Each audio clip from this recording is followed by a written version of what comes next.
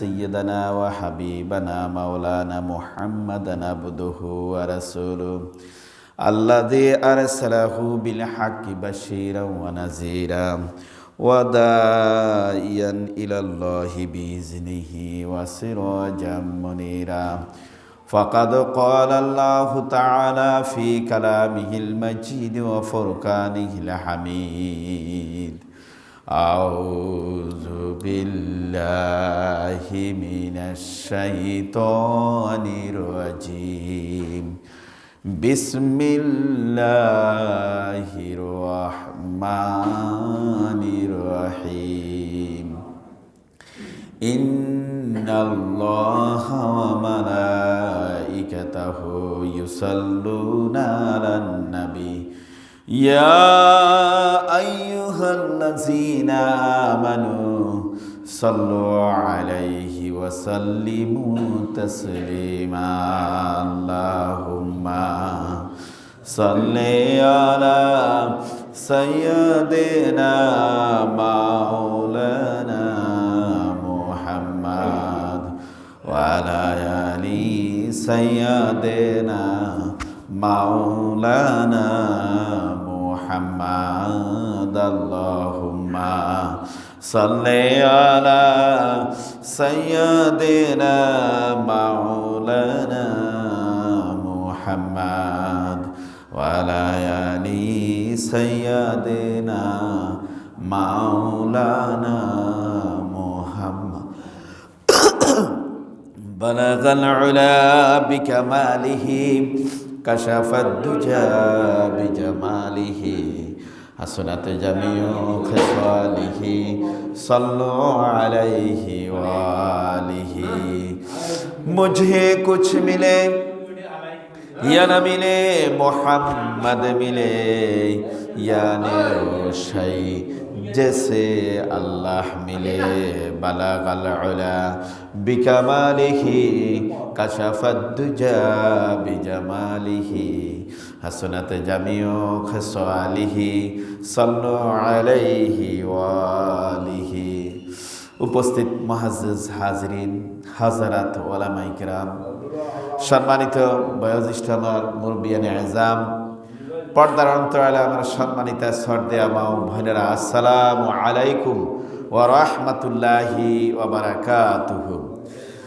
আমরা মহান মনিবের দরবারে উৎফুল্ল চিত্তে শুকরিয়া আদায় করছি যে মনিব আমাদেরকে অধ্যকার দোসরা রমজান 1447 হিজরি এবং অধ্যকার 7ই ফাল্গুন 1432 বঙ্গাব্দ, তৎসাথে 2026 সালের আজকে ফেব্রুয়ারির 20 তারিখ, আল্লাহ পাকের অশেষ মেহেরবানি, সিয়াম সাধনার মধ্য দিয়ে আল্লাহ পাক আমাদেরকে আল্লাহর ঘরে মেহমান করে আমাদেরকে যে আগে এসে বসার সুযোগ করে দিলেন, সে আলিশান মনিবের দরবারে শুকরিয়া আদায় করি আলহামদুলিল্লাহ। রমজান মাস নিঃসন্দেহে এটা একটা রহমত, আল্লাহর পক্ষ থেকে দেয়া একটা দয়া, একটা করুণার ছবি। আল্লাহু আকবার। এই রমজান মাস কেন্দ্রিক আল্লাহ পাক বান্দাদেরকে গুনাহ মাফ করে জান্নাতের অংশীদারিত্ব দেবেন, এটা সবচেয়ে বড় সৌভাগ্যের ব্যাপার। রমজানের যারা ফজিলত অর্জন করার জন্য যারা রাত এবং দিন অক্লান্ত পরিশ্রম করবে, তাদের এই পরিশ্রম কখনোই বৃথা যাবে না, নিষ্ফল হবে না। আল্লাহর হাবিব সাল্লাল্লাহু আলাইহি ওয়াসাল্লাম বলছেন, ক্বালা রাসূলুল্লাহ সাল্লাল্লাহু আলাইহি ওয়াসাল্লাম ইজা দাখালা রমজান ফুতিহাত আবওয়াবুস সামাই ওয়া ফুতিহাত আবওয়াবুল জান্নাহ ওয়া গুল্লিকাতুল জাহিম ওয়া তুগলাকু মারাদাতুশ শাইতান। চারটা কথা বলছেন বিশ্ব মানবতার মুক্তির দূত জনাব রাসূলুল্লাহ সাল্লাল্লাহু আলাইহি ওয়াসাল্লাম। কয়েছেন কি, যখন রমজান মাস তোমাদের মধ্যে আসে, আসার পর ওই দিন থেকে, ওই রাত্রি থেকে চাঁদ দেখা যাবার পর থেকে আল্লাহ সুবহানাহু ওয়া তাআলা আসমানের রহমত, আসমানের সকল দরওয়াজাগুলি খুলে দেন। বলেন সুবহানাল্লাহ। কার জন্য? একমাত্র কেবলমাত্র যারা সিয়াম সাধনা করবে, যারা প্রকৃত মুসলিম, যারা আকীদা পোষণ করে, যারা প্রকৃত মুমিন, তাদের জন্য আল্লাহ সুবহানাহু ওয়া তাআলা আসমানের দরওয়াজা খুলে দেবেন। বলেন সুবহানাল্লাহ। এরপর আল্লাহর হাবিব জনাব রাসূলুল্লাহ সাল্লাল্লাহু আলাইহি ওয়াসাল্লাম বলেন, তারপরে প্রত্যেকের জন্য জান্নাতের দরওয়াজাগুলি খুলে দেওয়া হয়।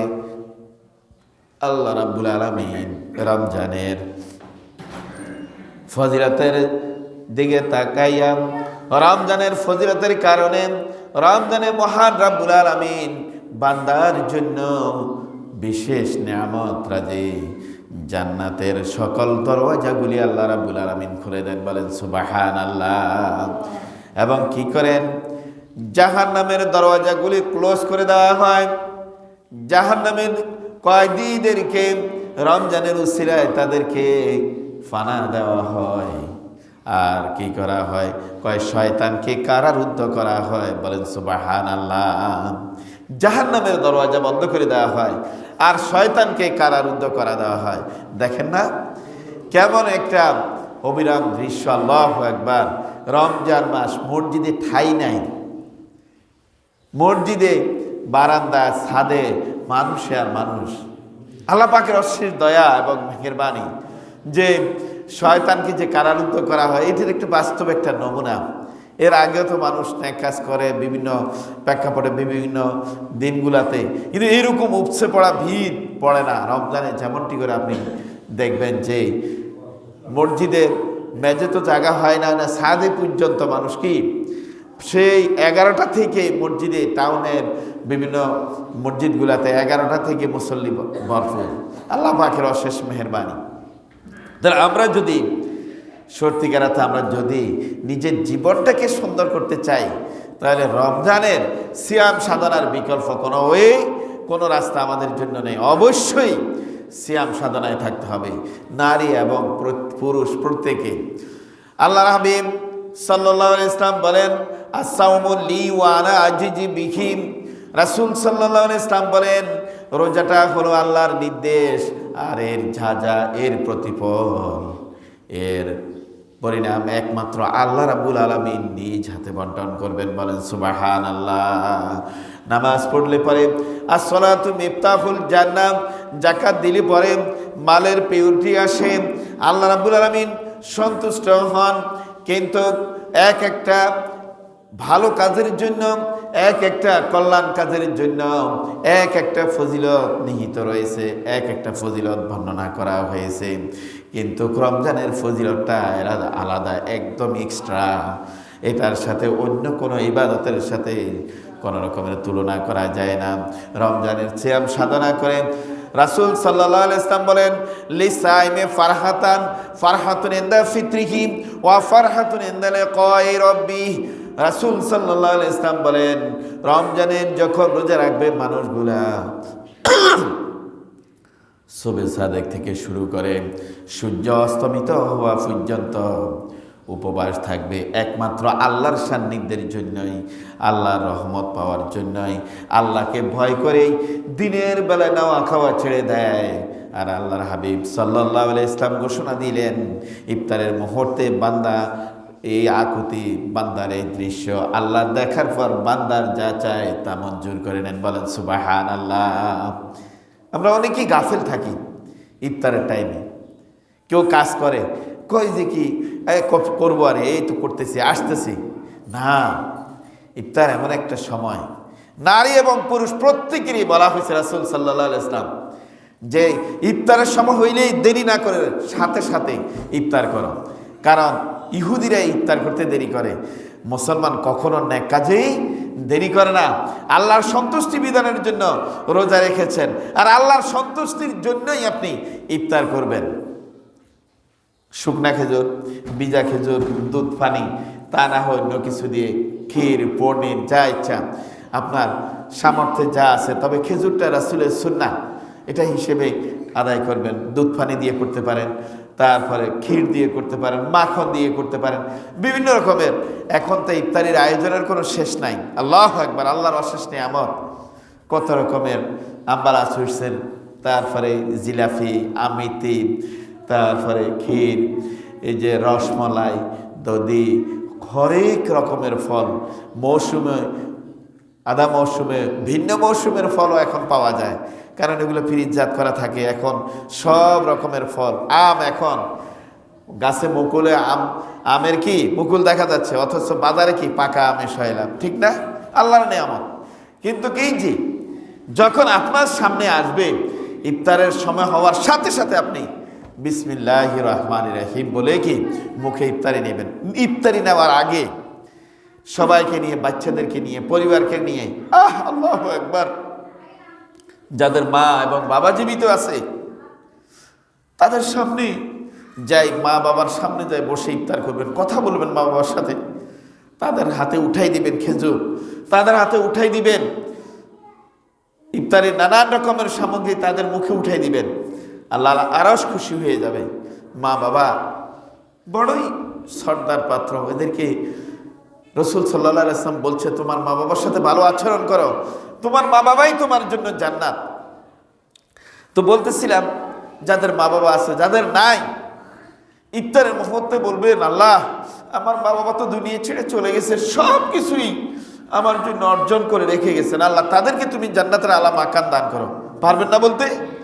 ইফতারের টাইমে মা বাবার কথা ভুলে যাবেন না। যাদের মা বাবা আছে তাদের জন্য হায়াত চাইবেন আল্লাহর কাছে, আর যাদের নাই এই ইফতারের মুহূর্তে আল্লাহ আমার আব্বা আম্মাকে জান্নাত দান করি, আমার প্রয়াত মুরব্বিদেরকে জান্নাত দান করি, তারা তো সব কিছু আমাদের জন্য রেখে গেছে। এইভাবে করে তাদের জন্য দোয়া করবেন। নিজের আওলাদ নিজের কথা শুনে না, আপনার অবাধ্য, ইফতারের টাইমে আল্লাহর কাছে দোয়া করবেন, আল্লাহ আমাকে যেই আমারও দিস, আমার সন্তান সন্তানাদি, আল্লাহ এদেরকে আমার বাধ্য করে দাও। রব্বানা হাব লানা মিন আজওয়াজিনা যুররিয়াতিনা কুররাতা আয়ুনিন ওয়াজআলনা লিল মুত্তাকিনা ইমামা। ইব্রাহিম আলাইহিস সালাম দোয়া করে রব্বি হাবলি মিনাস সালিহিন ফাবাশশারনাহু বিগুলামিন হালিম। আল্লাহকে ইব্রাহিম আমার কাছে চাইছে, আমার কাছে একান্ত আরাধনা করে বলছে রব্বুল আলামিন আমাকে একজন সালেহ দান করো, রব্বি হাবলি মিনাস সালিহিন, একজন নেক সন্তান দান করো। আল্লাহকে আমি আবার কোরআনুল কারীমের ভিতরে ইব্রাহিম যা বলছে আমার বান্দাদের জন্য তা তুলে ধরেছে, শুধু এটা তুলে ধরে শেষ করে নাই। ইব্রাহিমের এই চাওয়ার পরে আমি কি জবাব দিয়েছি সেইটাও আমি তুলে ধরেছি। বলেন সুবহানাল্লাহ। ফাবাশশারনাহু বিগুলামিন হালিম। ও ইব্রাহিম, হ্যাঁ আমি একজন উত্তম সন্তান দান করলাম, ইসমাইল, ইসাক নবী। আল্লাহু আকবার। ইব্রাহিম আলাইহিস সালামের বংশ থেকে। তাহলে এর চেয়ে বড় খুশখবর কি? তাহলে সে আল্লাহ এখনো কি আছে না নাই? আছে। আপনার সন্তানের জন্য যদি দোয়া করেন, সে নেক সন্তান হবে কি হবে না? নিঃসন্দেহে হবে। রাসূল সাল্লাল্লাহু আলাইহি ওয়াসাল্লাম বলছে, মা বাবা তোমরা কখনো মা বাবারা সন্তানের জন্য বদদোয়া আরোপ করিও না। সবসময় কি করবা? দোয়া করবা। সবসময় কি করবা? দোয়া করবা। তোমার প্রতি না বুঝে সে অন্যায় করেছে, আল্লাহু আকবার, কয় তার এই অন্যায় করাটা তুমি এটা তাকে বদদোয়া না দিয়ে বলো আল্লাহ আমার ছেলে তো বুঝে নাই, না বুঝে সে এই কাজটা করেছে, আল্লাহ তুমি তাকে বুঝ দাও, আমার বাধ্য করে দাও এবং নেক সন্তানে পরিণত করে দাও। বলে না সুবহানাল্লাহ। দোয়া করলেই পরে শুধু ছেলে সন্তানের জন্য না, অন্য কেউ যদি আপনার উপর আঘাত করে, সুন্নাহ হচ্ছে দোয়া করা। সুন্নাহ হচ্ছে কি? তার জন্য দোয়া করা। আল্লাহ তাকে বাধ্য করে দাও, আল্লাহ সে বোঝে নাই, তাকে বোঝার তৌফিক দান করো। আল্লাহ সে আমার উপর আঘাত করেছে, আল্লাহ তুমি তাকে আমাকে এই আঘাত সইবার তৌফিক দান করো, আর তাকে সহি বুঝ দান করো, সে যেন অনুতপ্ত হইতে পারে, সে যেন অনুশোচনা করে আমার কাছে ক্ষমা চাইতে পারে, এই তৌফিকটুকু তাকে দান করো। তাহলে দোয়া করা কি উত্তম, দোয়া করা উত্তম। বদদোয়া দেওয়া কোনো বিধানে নেই, বদদোয়া দেওয়া যাবে না। আপনি বদদোয়া না করে দোয়া করেন, দেখবেন আরেকজন আপনার জন্য দোয়া করবে। তাই বলতেছিলাম, বিশ্ব মানবতার মুক্তির দূত জনাব রাসূলুল্লাহ সাল্লাল্লাহু আলাইহি ওয়াসাল্লাম বলছেন, লিসাইমি ফারহাতান, ফারাতুন ইনদা ফিত্রিহি ওয়া ফারহাতুন ইনদা লিকাই রাব্বিহি। রোজাদারের ইফতারের সময় তার দোয়া কবুল হয়, আল্লাহর দরবারে মঞ্জুর হয়। আর আল্লাহর রহমতের তৈরি ফেরেশতাদেরকে নিয়ে, এই বান্দাদেরকে নিয়ে আলোচনা করে। আল্লাহ ফেরেশতাদেরকে বলে, ও ফেরেশতারা দেখো, আমার বান্দারা ইফতারির সামনে নিয়ে বসে আছে, হরেক রকমের আয়োজনের ইফতার তার সামনে, কিন্তু একটা দানা পানি মুখে দেয় না। কিসের ভয়তে?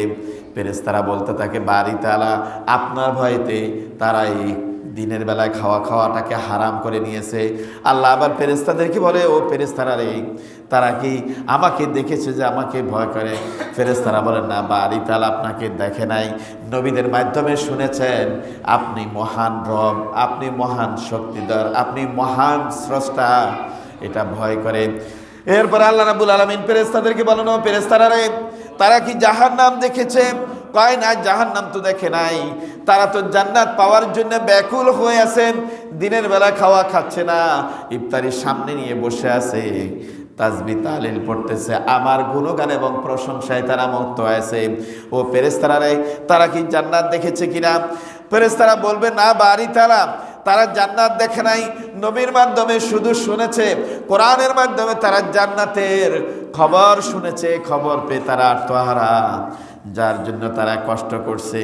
আল্লাহ রাব্বুল আলামিন বলেন, আমার যে বান্দারা জান্নাত না দেখে জান্নাত পাওয়ার জন্য আকুল হয়ে আছে, আকুল ব্যাকুল হয়ে আছে, আমার যে বান্দারা আমি এত শক্তিধর মহান স্রষ্টা আমাকে না দেখে যারা এইভাবে ভয় করতেছে, ও ফেরেশতারা সাক্ষী রাখো, ও ফেরেশতারা তোমরা সাক্ষী থাকো, আমার এই সমস্ত বান্দাদেরকে আমি, সিয়াম পালনকারী ব্যক্তিদেরকে আমি বিনা হিসেবে জান্নাতে দাখিল করব। বলেন সুবহানাল্লাহ, আল্লাহু আকবার। বিনা হিসেবে জান্নাত, আল্লাহু আকবার। বলা আছে না হাদিসে কুদসি, যে জান্নাতের একটা দরওয়াজা থাকবে রায়ান, ওই দরওয়াজা দিয়া তাদেরকে ভিআইপি সম্বর্ধনা দিয়ে তাদেরকে জান্নাতে ঢুকানো হবে, কোনো প্রশ্ন করা হবে না, তাদের থেকে কোনো রকমের তাদের থাকবে না, ভয় আতঙ্ক কিছুই থাকবে না, তারা বীরের মতো তারা জান্নাতে প্রবেশ করবে। তাহলে আপনি আমি রোজার দিনের বেলা কোনো রকমের পয়সা কথা বলবো তো না, কখনোই বলবো না, কোনো রকমের গহিত কোনো কথা বলবো না, রোজা পাসেদ হয়ে যায় এমন কাজ করব না, রোজা নষ্ট হয় এমন আচরণ দেখাবো না, ভালো আচরণ দিয়ে চলবো। বিশ্বনবী মুহাম্মদুর রাসূলুল্লাহ সাল্লাল্লাহু আলাইহি ওয়াসাল্লাম বলছেন, রোজা আল্লাহর যার প্রতিদান, যার প্রতিফল, যার মেওয়াটা আল্লাহ রাব্বুল আলামিন নিজ হাতেই বন্টন করবেন। এতে করে বোঝা যায় যে সকল নেক কাজের ফল একরকম, আর রমজানের প্রতিফল হবে ভিন্ন রকম। বলেন সুবহানাল্লাহ। রমজানের প্রতিদান ভিন্ন রকম, সব নেক কাজের জন্য প্রতিদান একরকম, আর রমজানের প্রতিদান হবে ভিন্ন রকম। বলেন সুবহানাল্লাহ। তাহলে আমরা বেশি বেশি করে রমজানে একটা ব্যক্তি আমরা একদিনও আমরা তাহাজ্জুদ কাজা না করি, রমজানে কন্টিনিউ করি, দেখবেন পরের দিনগুলা তো যখন রমজান চলে যাবে এরপরেই আপনার এই সার্কেল জারি থাকবে, পড়তে থাকবেন। রাসূল সাল্লাল্লাহু আলাইহি ওয়াসাল্লাম বলেন, রমজান হচ্ছে একটা শিক্ষণীয় একটা গ্যারেজ, এটা একটা পুরা একটা পরিকল্পনা নিয়ে আল্লাহ পাক পুরা বছরের ভিতরে 12 মাসের ভিতরে একটি মাস একটা টিসিনাগা রেখেছেন। বলেন সুবহানাল্লাহ। এই মাসের ভিতরে বেশি বেশি করে কোরআন স্টাডি করবেন, কোরআনের অর্থ সহ পড়বেন। তারপরে তাফসির খণ্ডগুলা বিভিন্ন একটা তাফসির খণ্ড 21 খণ্ড আছে, কোনোটা দেখা গেছে 30টা খণ্ড, 30 পারা। আপনি প্রত্যেকটা খণ্ড বাই খণ্ড তারপরে তাফসিরগুলা পড়েন, আপনার পরিবার নিয়ে আলোচনা করেন। আজকে একটা সূরা পড়লেন, এটা নিজের ভিতরে না রেখে ভাল্লিগু আন্নি ওয়ালাউ আয়া, রাসূল সাল্লাল্লাহু আলাইহি ওয়াসাল্লাম বলছেন যে আমার একটা বাণী তোমরা শোনার পর সাথে সাথে এটা মানুষের কাছে পৌঁছাও। আমার আল্লাহ বলছেন, ইয়া আইয়ুহাল্লাযিনা আমানু, ও ঈমানদাররা, কু আনফুসাকুম ওয়া আহলিকুম নারা, নিজে জাহান্নামের অগ্নি থেকে বাঁচবে আর অন্যদেরকে বাঁচাবে না, তা হবে না। তুমি মুমিন, তোমার উপর দায়িত্ব আছে, তোমাকে খলিফা হিসেবে নিযুক্ত করা হয়েছে, তুমি নিজে জানবে তো অন্যদেরকে তা জানাই দাও, তুমি জানবে তোমার সন্তানদেরকে জানাও, পরিবারকে জানাও, আশপাশ সবাইকে জানাও। যে কোনো জায়গায় বসেছ, বসার পর একটা নেক কথা বলো, রোজা ভাঙার কারণ নিয়ে আলোচনা করো, রোজা ফাসেদ হওয়ার কারণ নিয়ে আলোচনা করো, রোজা মাকরু হওয়া নিয়ে আলোচনা করো। তাহলে শুনবে, সে আমল করবে, বিনা কায়দায় তোমার আমল নামায় এই সওয়াবটুকুন চলে যাবে। বলেন না সুবহানাল্লাহ। একজনা ভালো কাজ করলো, কোয়ালিটিপূর্ণ কাজ করলো, এটার সওয়াব আপনার আমল নামায় চলে যাবে। তাহলে আমরা বেশি বেশি করে নেক কাজ করব। এই রমজানে কোনো রকমের কারো গিবাত, কারো শেকায়েত, কোনো কিছুতেই আমরা কি ভ্রুক্ষেপ করব না। নারীদেরকেও বলবেন খবরদার এমন কাজ করো না। আর রমজানে তারাও তো মহিলাদের কাজ বেশি, তারা শ্রম দেয়, তারা অনেকক্ষণ এই যে আপনারা ইফতারি আয়োজনে, খাওয়ার আয়োজনে, সেহরি রাত্রিতে খাওয়ানো, আপনি ঘুম থেকে উঠে আপনাকে জাগাই রাত্রে সেহরি আপনার টেবিলের উপরে, কিন্তু কে টেবিলের উপরে আসা পর্যন্ত তার অনেক শ্রম, অনেক মেধা তার কাজ করেছে। এরপর বাচ্চাদের নার্সিং চলছে, অন্যান্যদের নার্সিং চলছে, কাপড় চোপড় ধোয়া মোছা চলছে, ঘর পরিষ্কার পরিচ্ছন্ন চলছে।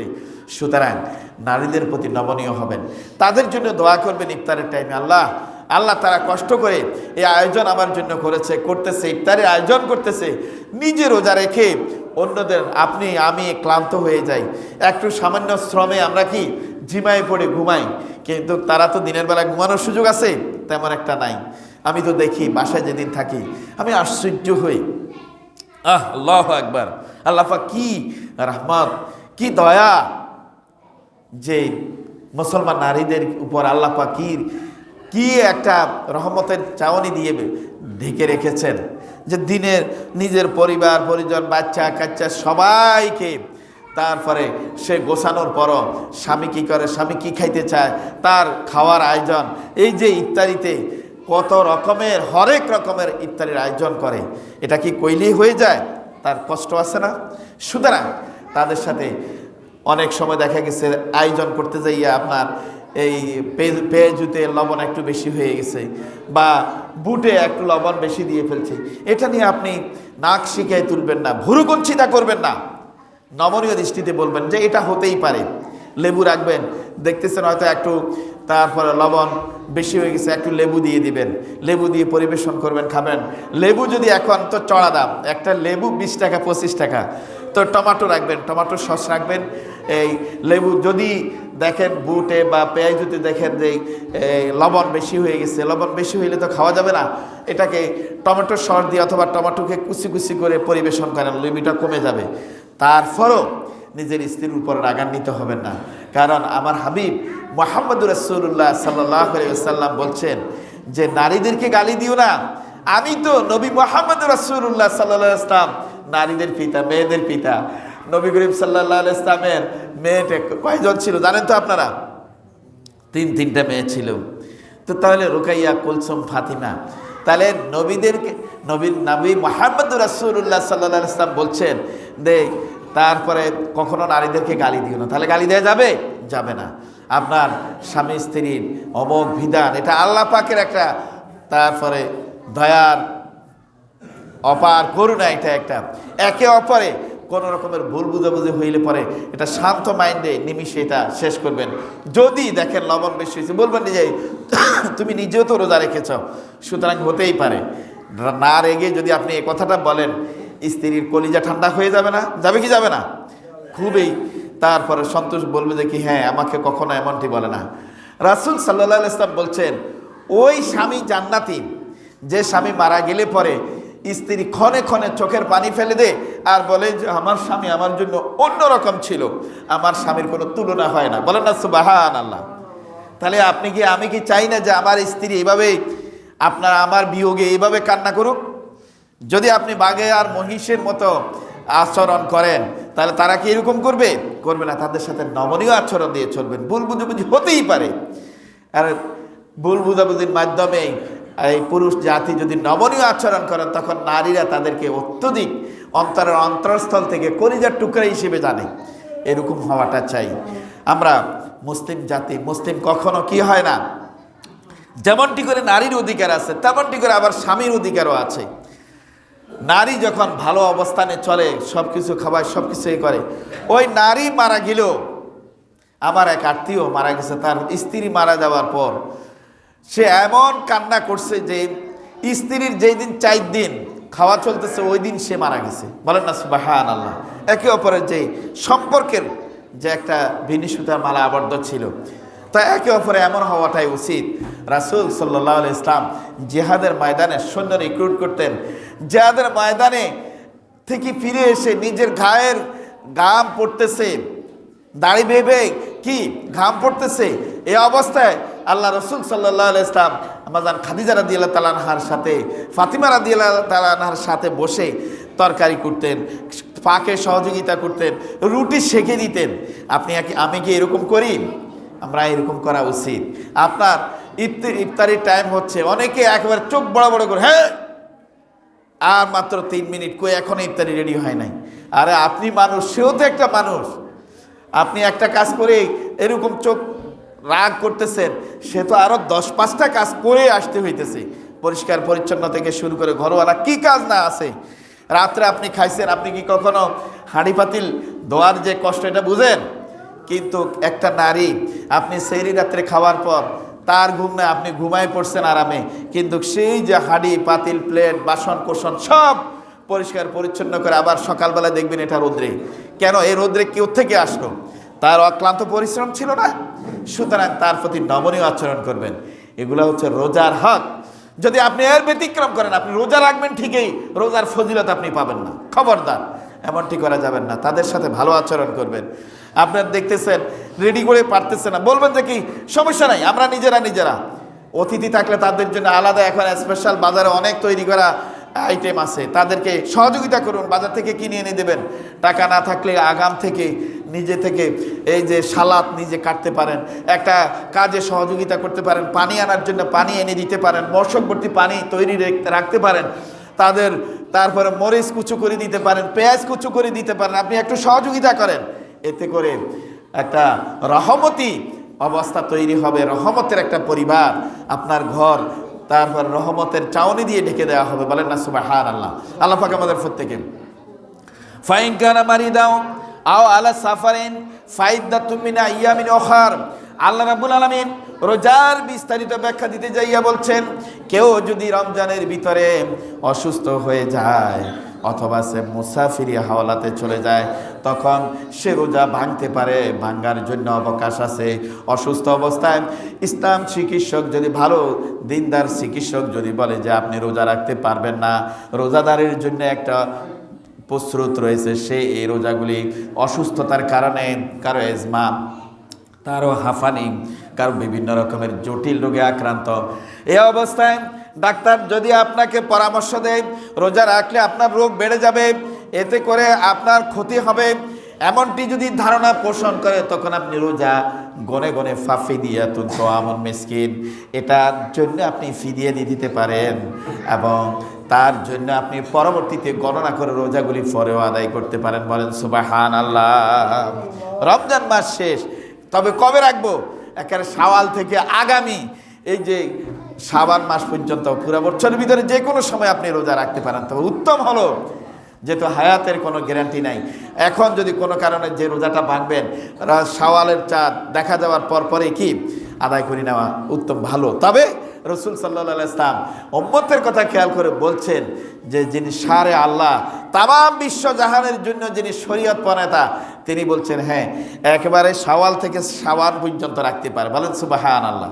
এটা আমাদের জন্য সুযোগ দিয়েছেন। তবে নিজের তাগিদে, যে আমার একটা রোজা আমার জন্য একটা গনিমত, আমার একটা রোজা আমার জন্য বড় একটা আমানত, আমার একটা রোজা আমার জন্য বড় একটা সাফল্যের দ্বার খুলে দিতে পারে, যে এই রোজাটা মঞ্জুর হইলে পরে বিনা হিসেবে জান্নাতে যাব, এই রোজাটা মঞ্জুর হইলে পরে আল্লাহ থেকে বিশাল নেয়ামত গ্রহণ করব, এই রোজাটা মঞ্জুর হইলে পরে আমার কবর জগতে সাহারা দিবে রোজা, এই রোজাটা মঞ্জুর হইলে পরে জান্নাতের উচ্ছ্বাসন আমি আল্লাহকে দেখতে পাবো। বলেন না সুবহানাল্লাহ।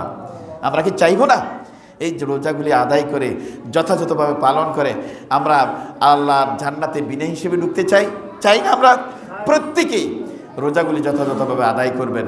ইফতারের মুহূর্তে একে অপরের জন্য দোয়া করবেন, নিজের সন্তানের জন্য দোয়া করবেন।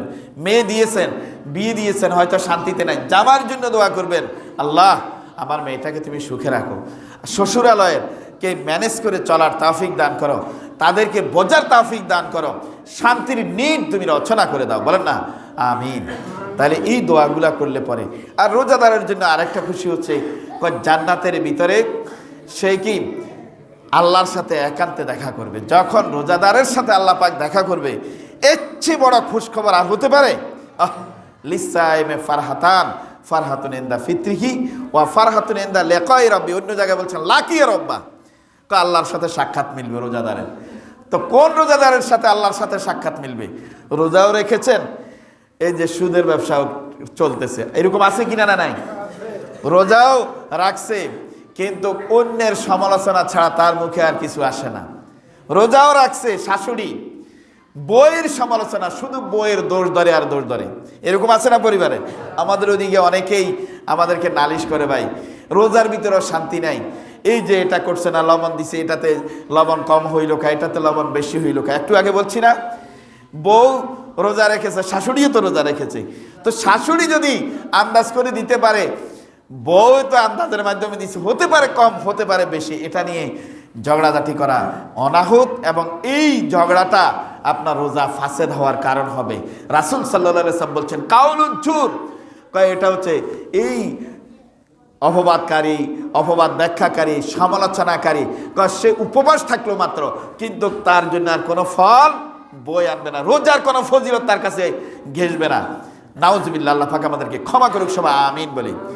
কেউ আপনার গা ঘেঁষে যদি কারো সমালোচনা করতে চায়, দলীয়ভাবেও কোনো সমালোচনা করতে গেলে বলবেন নাউজুবিল্লাহ, ক্ষমা করো আল্লাহ, এই রমজানে এমন কথা বলিও না ভাই, দোয়া করো আল্লাহ পাক সবাইকে বোঝার তৌফিক দান করুক।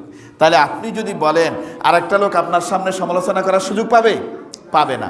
আর সমালোচনা করার সুযোগ যদি না পায়, গোটা সমাজটা স্থিতিশীল থাকবে, একে অপরের সংঘাতে জড়াবে না, অন্যায় ডুববে না, এবং সগলখোর, মিথ্যেবাদী, বানোয়াট, কুচ্ছা রটনাকারী নিমিষে নিস্তেজ হয়ে যাবে।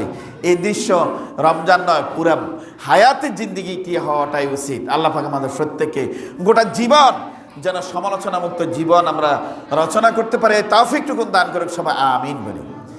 আসুন আমরা রোজা ভাঙ্গার কারণ নিয়ে কিছু আলোচনা করি।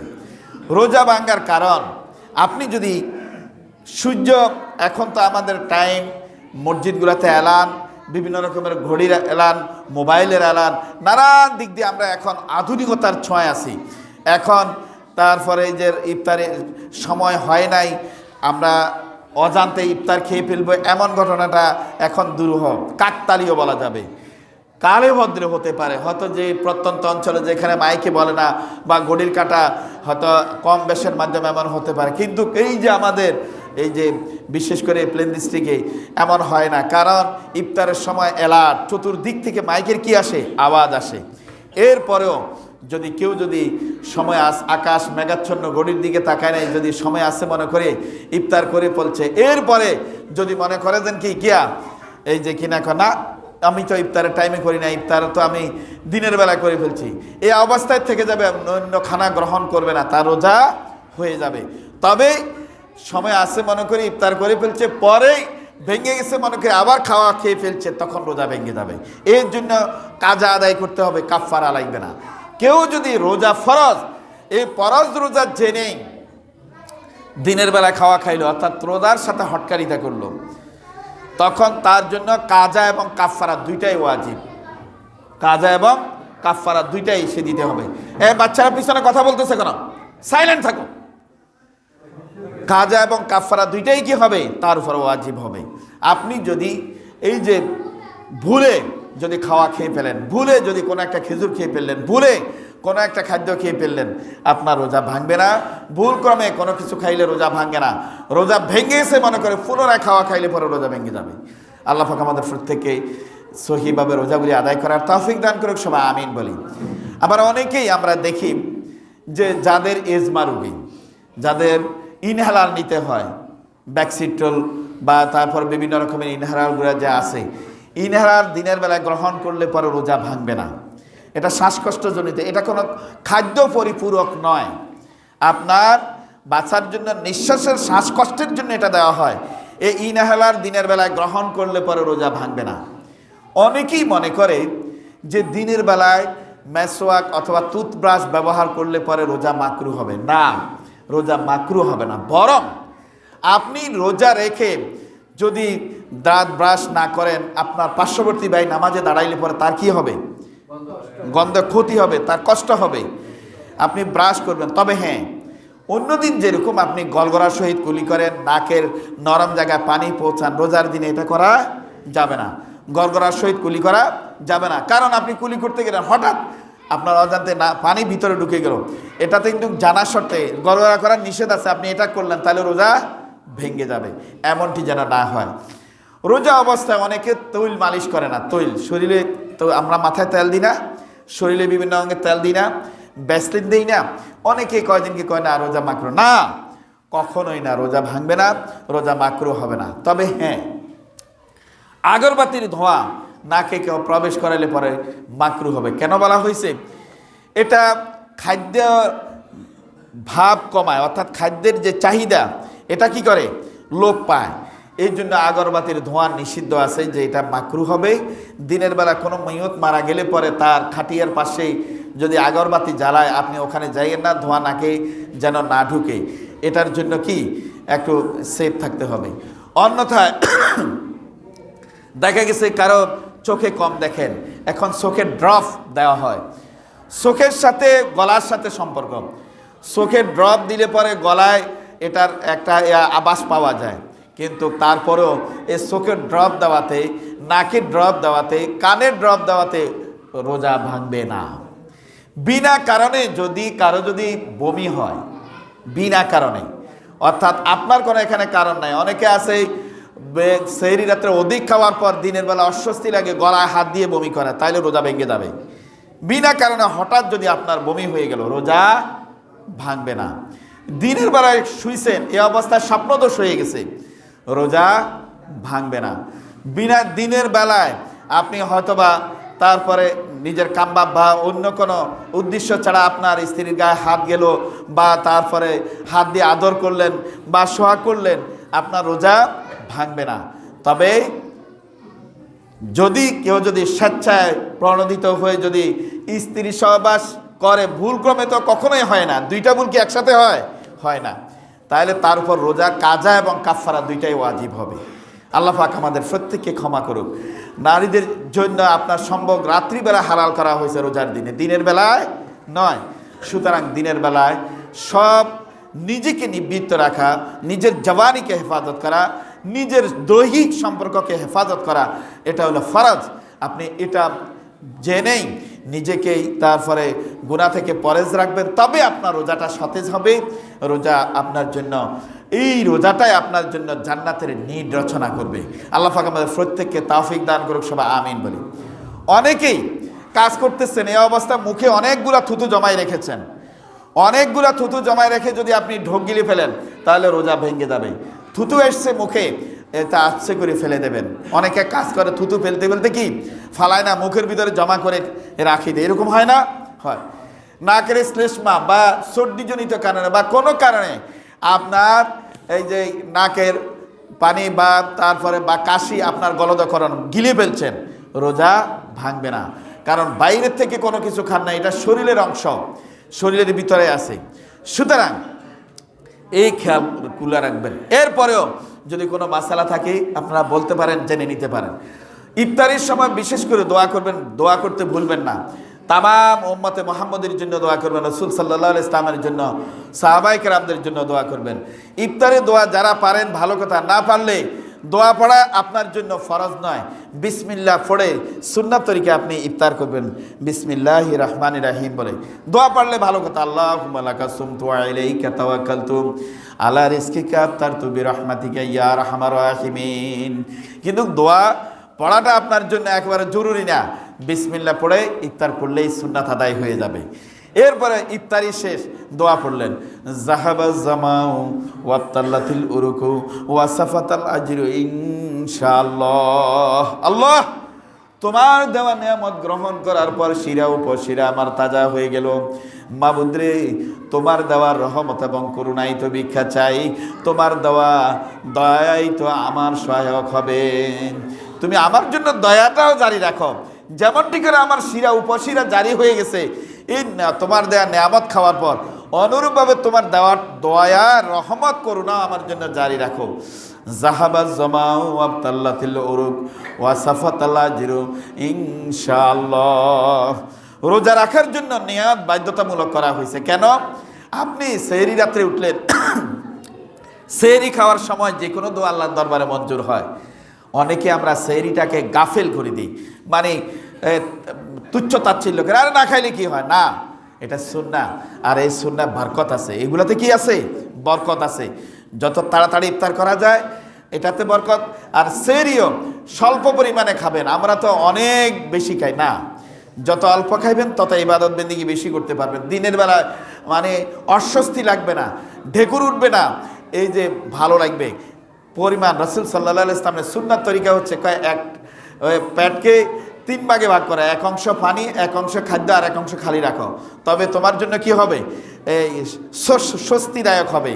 অনেকে আছে না, খায় একবারে সেহরি রাত্রে অনেক খেয়ে আর সকালবেলা উঠতেও পারে না। এমন টাইমে সেহরিতে উঠবেন, জাস্ট 4টে যদি উঠেন, এখন উঠার পরে প্রথমে তাহাজ্জুদ নামাজ পড়লেন, পরিষ্কার পরিচ্ছন্ন সেরে দাঁত ব্রাশ করেন, তাহাজ্জুদ পড়ে খাওয়া খাইলেন, খাওয়ার পর কোরআন তেলাওয়াতে চলে যাবেন, কোরআন তেলাওয়াত করে মসজিদে চলে যাবেন, যাই নামাজ পড়ে বা জামাত, আবার ঘরে ফিরবেন, ফিরে সূরা ইয়াসিন পড়বেন। প্রত্যেকটা দিন রুটিন মাফিক করবেন। সূরা ইয়াসিন সকালবেলা পড়লে পরে ইন্না কুরআনাল ফাজরি কানা মাশহুদা, আল্লাহ পাক বলছে ফজরের কোরআন তোমার জন্য সুপারিশ করবে, ফজরের কোরআন তোমার জন্য কি আল্লাহর দরবারে দরখাস্ত করবে। তো সুতরাং এটা রুটিন ছেড়ে দিবেন না, পুরা বছর তো পড়েন। এই আসি মসজিদ থেকে যাই, তারপরে একবার সূরা, তারপরে ইয়াসিন পড়লেন, অথবা সূরা মুলক পড়লেন, অথবা সূরা দোহা পড়লেন, অথবা সূরা ন্যূনতম পারেন জিমানি আসতেছে সূরা ইখলাস পড়ে এরপরে ঘুমান, তারপরে অনেকটুক, এরপরে ঘুমের থেকে উঠে আবার কোরআন তেলাওয়াত করেন, হাদিস শরীফ পড়েন, পরিবার পরিজনদেরকে জাগৃত করেন। যেমন আমরা অনেকে আছি নিজে তাহাজ্জুদ পড়ে কিন্তু পরিবারকে জাগায় না। আমার রাসূল স্বয়ং বিশ্ব নবী নিজের পরিবারকে জাগাই দিতেন, উঠো আল্লাহর দরবারে সেজদা দাও, আল্লাহর রিজাবন্দি হাসিল করার জন্য তৎপর হও। আসুন আমরা প্রত্যেকেই নেক কাজ করব, রোজাকে সতেজ রেখে, রোজার পরিবেশ বজায় রেখে আমরা যেন রোজা দিয়ে যেন জান্নাত অর্জন করতে পারি, ওই তৌফিকটুকুন আমাদেরকে দান করুক। সবাই আমিন বলি।